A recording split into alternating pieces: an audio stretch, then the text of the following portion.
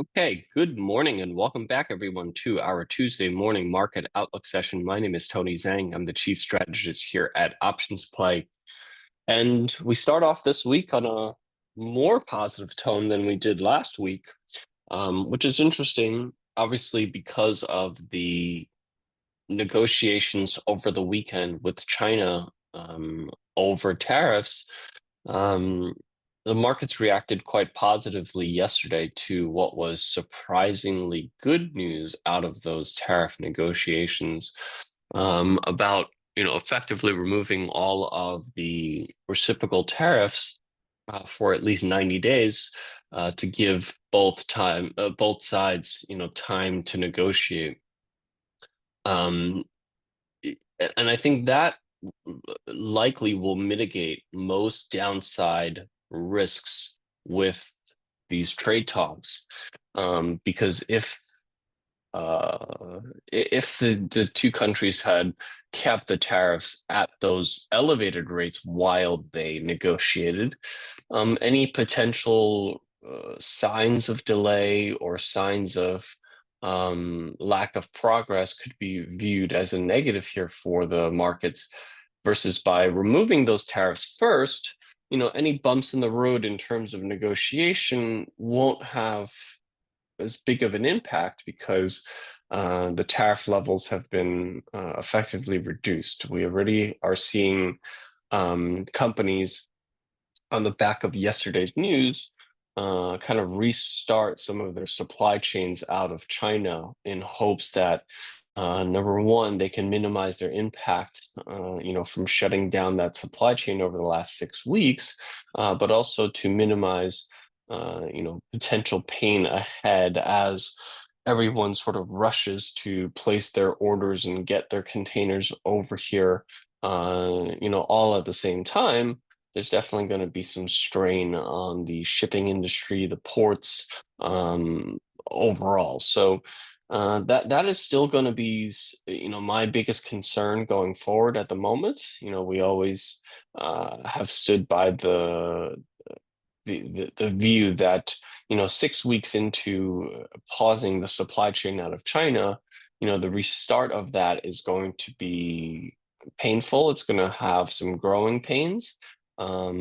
And some companies will navigate better than others, and it's just a matter of trying to stay on top of what's happening in the news in order to understand that. But overall, the markets are obviously seeing the news yesterday as a positive, that the two biggest trading partners in the world are seemingly trying to work together and resolving this trade war rather than continuing to press this along, as a result of egos that don't want to back down. So, markets have taken this as a very positive. And the question I would say more so is, are we going to get more follow through after yesterday's initial jump? I think that's probably the bigger question that we'll see by the end of this week. What are some of the important levels that are holding or managed to break?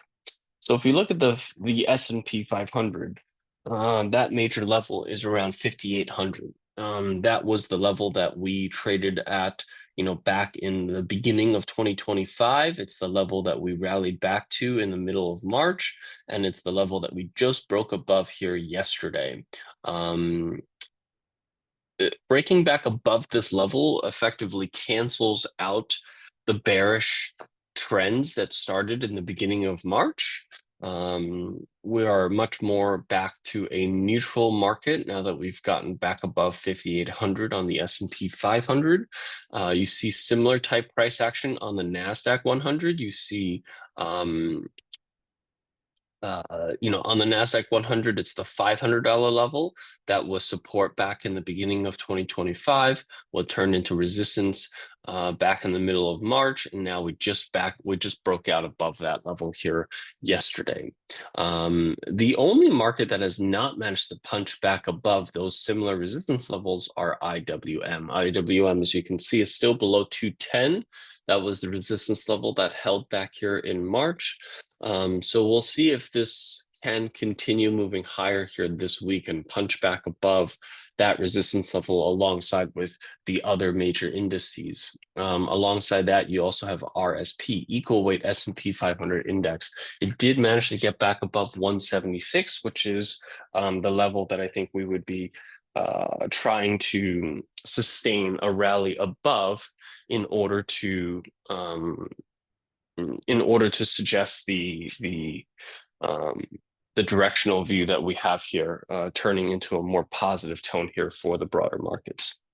So that's where we currently stand here right now with regards to the equity markets. Taking a look at kind of what's moving here, growth is continuing to outperform value. That is something that we're still continuing to see. If you look at kind of the commodity-based indices, we've rallied back up to the 2180 level here. That is on the back of oil continuing to surge, even though gold has moderated a little bit here. We'll take a look at those charts here in a second. High yield corporate bonds. You see this new 52-week high print on HYG. This is the bond market providing another vote of confidence here for the broader markets. This is one of the signals that I'm looking for equities to continue its momentum here to the upside. So the fact that we've got a new 52-week high here on HYG is a fairly positive signal here for equities to continue moving higher, meaning the credit markets are not concerned about a move, are not too concerned about the future here from where we stand. The VIX, similarly to HYG, continuing to retreat. This time, a big retreat below that 22% level, down to the 18% level here. This really speaks to a market that's far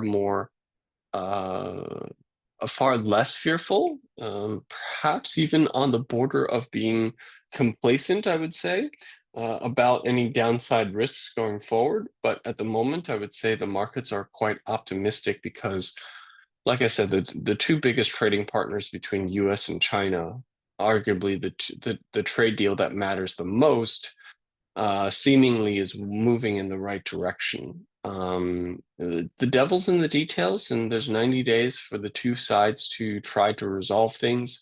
There's always the possibility that those trade talks break down and that there's reinstatation of the tariffs, right? That would be kind of the bear case here from where we currently sit. But overall, if we can continue on this trajectory of announcing trade deals with other countries, reducing tariffs, that's what the market is currently looking for, and that's what the market is rewarding with upside at the moment. So that is our base case, that we continue on this cautiously optimistic tone. And I would say, that cautiously optimism can turn into just optimism if we can get back above some of these important levels that I'm referring to and hold those levels here through the week. You have 10-year treasury yields that continue to climb. This is a result of the inverse nature between equities and bonds. So as equities rally, we've seen bonds sell off here, and that sell-off in bonds have caused yields to rise. At the moment, due to the shift in terms of expectations for economic conditions for the second half of 2025, the bond markets are now only pricing in 2 rate cuts for the rest of the year rather than 4. The expectation is that the US economy will remain fairly resilient in the second half, that inflation will be under wraps, employment will be strong, and as a result of those things, we can keep our rates higher for longer. We're seeing that reflected here in the treasury yields approaching 4.5%, and we also see it in the form of the US dollar. So this is the Treasury sell-off that I'm referring to here as it gets rejected at that 50-day moving average and potentially continues to trade lower.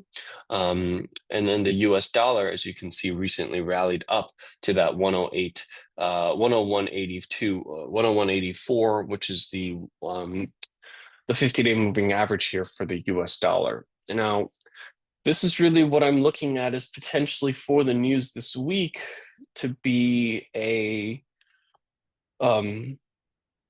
driver for the US dollar to reverse its downtrend that we've seen here over the past uh, 4 or 5 months.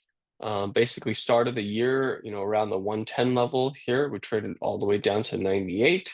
And the recently spike in rates could potentially be a potential catalyst for the dollar to rally. Not to mention, we have a bunch of global economies right now, major global economies that are looking at cutting rates. The US at the moment is likely going to hold rates steady for at least the next couple of meetings, and that provides a differential that is more favorable for the US dollar. So I'm looking for a continuation in this trend reversal that we just started to see here this week with the US dollar. And then gold, as you can see, gold continues to moderate. It's pulled back to that $3,200 level twice. I do believe that, you probably need a little bit more of a pullback here for, if you're thinking about buying gold for the long term. But there are some downside risks that are starting to emerge here with gold, especially now that it's tested 3,200 twice. If we break below that level here, that is a sign that we have reached a temporary top here for gold, and that opens up more downside in the short run rather than upside for gold. And then if you look at oil, we've seen oil kind of form this double bottom here around $56, bounced off that level to the 50-day moving average. And that's kind of where we have to see how oil responds. My hunch is that 50-day moving average is going to be a tough area for oil to get back above. And that we might see a little bit more consolidation ahead as it reaches those support resistance levels above for oil.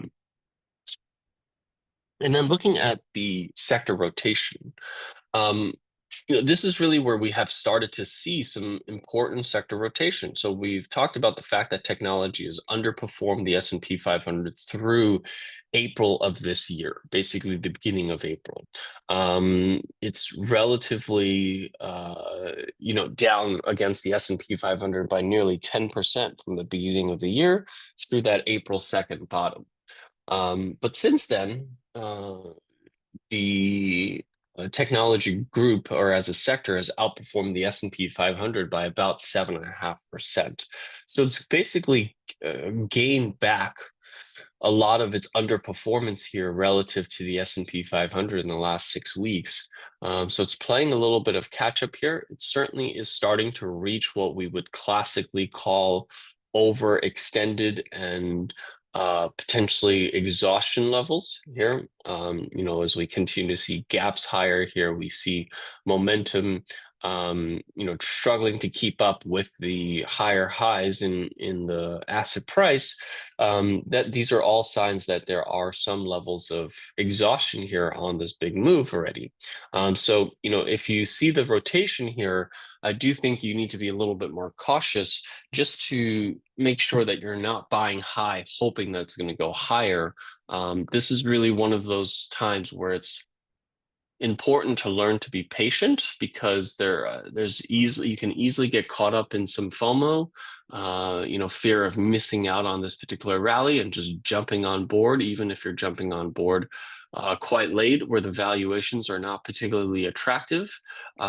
This is really where waiting for some consolidation, waiting for some pullbacks is something that I highly recommend right now, especially in sectors like technology, where we've seen a pretty significant outperformance.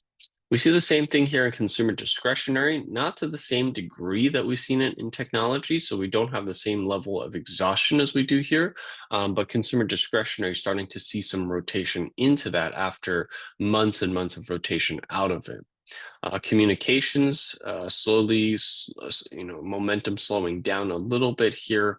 The double top here, the double top here at around 100 on XLC is one that I think is going to be a level that we have to watch closely. And there's the risk of this starting to turn lower here from that $100 resistance level. You have financials that also have had a pretty big move here and starting to look a little bit overextended here. Even though XLF has continued to outperform the S&P 500, consumer staples have really fallen off a cliff here a little bit since April 2nd in terms of relative performance. So definitely one of the sectors that we're seeing rotation out of right now after what has been about a month and a half of pretty defensive flow into the consumer staples sector. You have healthcare that has deteriorated substantially here over the last 6 weeks or so since the beginning of April. This is one where I expect that the rotation out of healthcare will likely continue to force further downside in those specific sectors. You have materials that has started to see a little bit of life here since the beginning of the year, holding on to those gains so far. We'll see if that can continue breaking out here to the upside. But both industrials and materials look quite strong here. The only thing is that industrials are at this point looking a little bit stretched as well. We've rallied very quickly from that 116, 115 level all the way up to 140 in the span of 6 weeks. That's a short amount of time for an ETF index, a diversified ETF index, to see those types of gains and to see those types of relative outperformance. So keep an eye out on that, just from an extension perspective, being more cautious and being more patient, in my opinion, is the right way to do this. Real estate also, had a good start to the year, but ever since April 2nd, lost most of that ground here in just the last 5 or 6 weeks. So real estate also struggling here right now, especially with interest rates, back up to around 4.5%. That's going to push mortgages closer to 7% again. We definitely see more inventory on the markets here with regards to homes. However, that inventory right now that increase in inventory has now translated to more home sales and more home mortgage applications.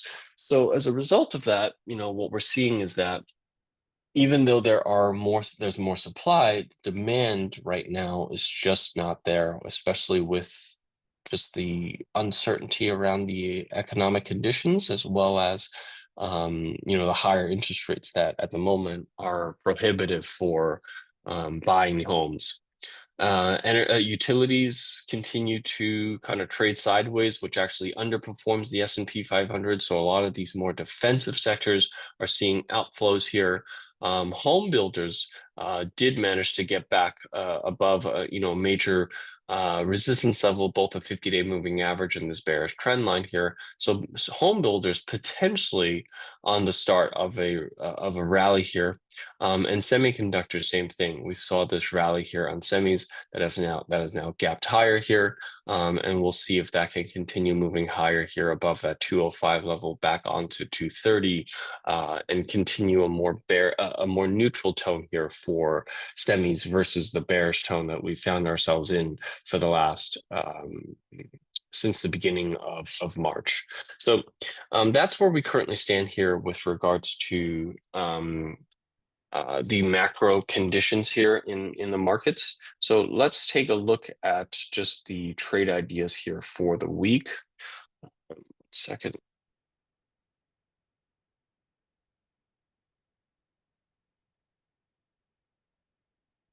So some names that I think right now what we're focusing on, given the market conditions, is going to be more on the bullish side of things.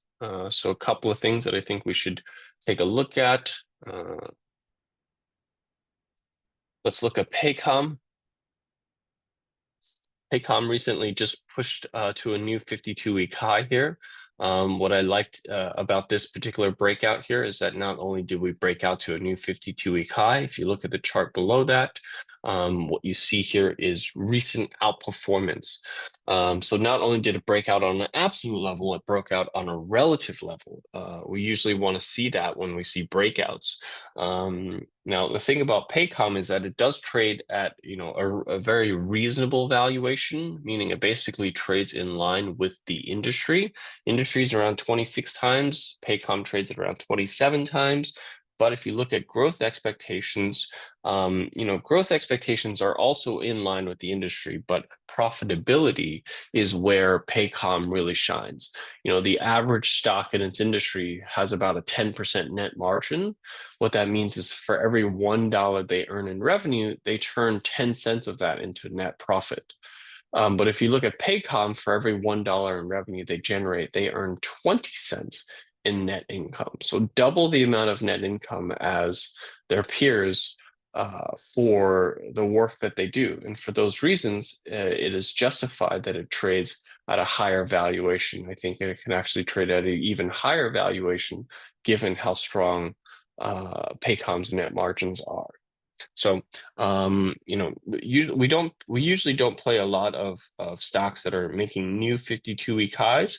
We usually like to buy low, but that was one of the exceptional ones, just because of the sheer outperformance we saw here as it made a new 52-week high. If you look at United Rentals, these are the more classic setups that we're looking for. A stock that has basically declined from $880 all the way down to $530 in a relatively short amount of time. And then over the last couple of months, from basically March through the end of May, the end of April, we've been building this sort of cup and handle bottoming formation, and we just broke out above it yesterday. Not only did we break out above it from an absolute basis, but we also broke out from it from a relative basis. Those are really important things to consider when we're looking for these types of opportunities. Is a breakout on both technical and fundamental data, both technical and fundamental. Both absolute and relative basis on the chart, and then we'll also have to align that with the fundamentals.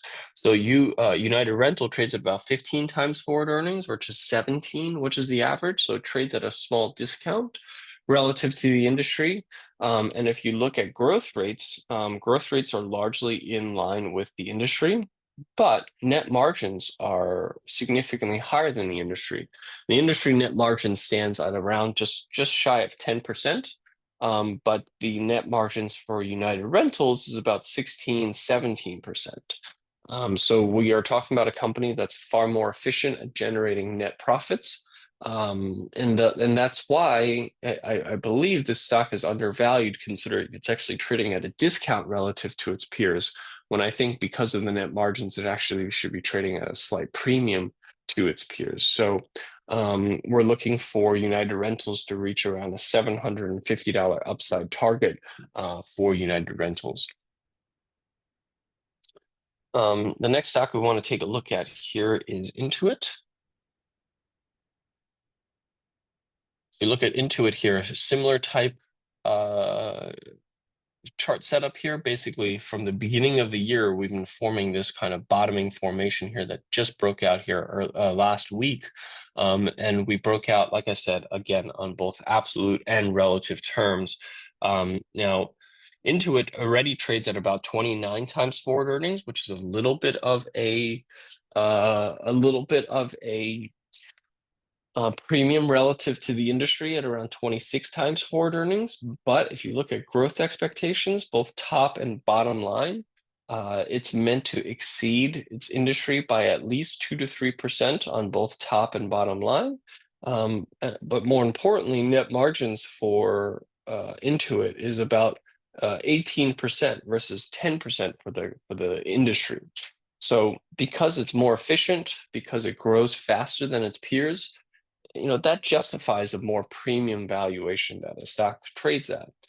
So our upside target here for Intuit is $700, which would better align with a valuation multiple that makes sense given its growth rate and how profitable they are.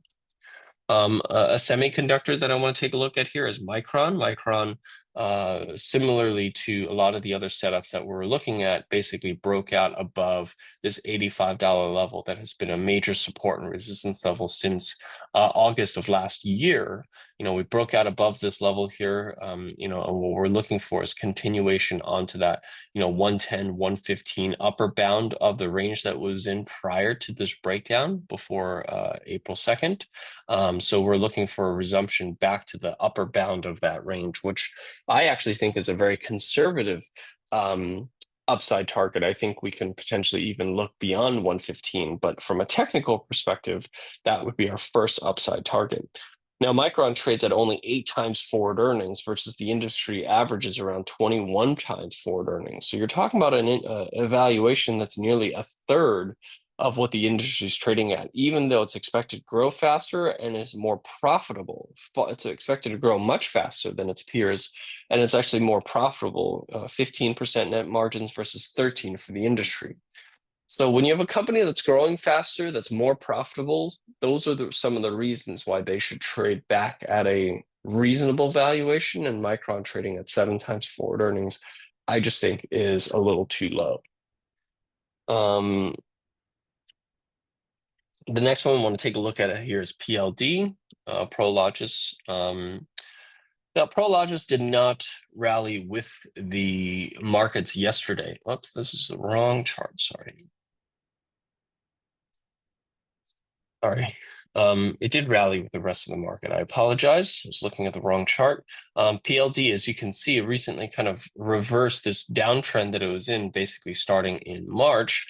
We've now gotten back above, some of these gaps that we started to fill up, but we still are below that 112.50 level here. So this is one that we'll keep an eye out on, because the thing is that we've got the breakout here, but we didn't get the relative performance. And that's something that we need to keep an eye out on. The one thing that I do think is worth paying attention to about this particular stock is that net margins for PLD are 44%. The industry average is already high at 23%, but Prologis has a net margin of 44%. And for those reasons, Prologis should trade at a premium. It does trade at a slight premium relative to the industry, but I think there's some further upside here for Prologis onto our 124 upside target here. But because we lack the relative performance from yesterday's move, this is one that we have to be a little bit more cautious on and look through before we decide to whether or not this is suitable for us. The next one is Synopsys. This is a stock that, very similar to a lot of other stocks, that have struggled here over the past year or so, but recently have started to kind of show some strength here, started to grind higher here, and yesterday's news kind of broke this out higher here to a higher move here. Synopsys trades at a premium valuation as well, 32 times forward earnings versus the industry average is around 26. It's expected to grow a little bit faster, and net margins of 35% exceed the industry substantially from where the average is around 10. So Synopsys, again, one of these really efficient companies at the moment. And I'll leave you with one more before we sign off here for today, and that's Zoom. I talked about Zoom here last week. We got a really nice push through here on Zoom, the breakout here, and you got the breakout on both relative and absolute performance. And Zoom trades at a very heavy discount to its industry, 15 times forward earnings versus 26, despite the fact that net margins are approaching 22% versus the industry average is around 10%. So we're growing faster. I'm sorry, Zoom is not growing faster, which is why it trades at a lower multiple. But we have seen sales growth pick up a little bit recently with their AI companion. So we'll be keeping a close eye on analyst expectations here for sales growth for Zoom. It is far more efficient than its peers. So if it can expand, their growth opportunities, that's really where I think the upside potential for Zoom is actually very substantial, given the fact that it trades at a nearly 50% discount to its peers. So that's what I have for you here today. I hope that this is giving you a better understanding of how I'm viewing the markets from a macro perspective and giving you a few ideas for starting off this week. With that, thank you so much. I hope you guys have a great trading day, and I'll see you guys here next week.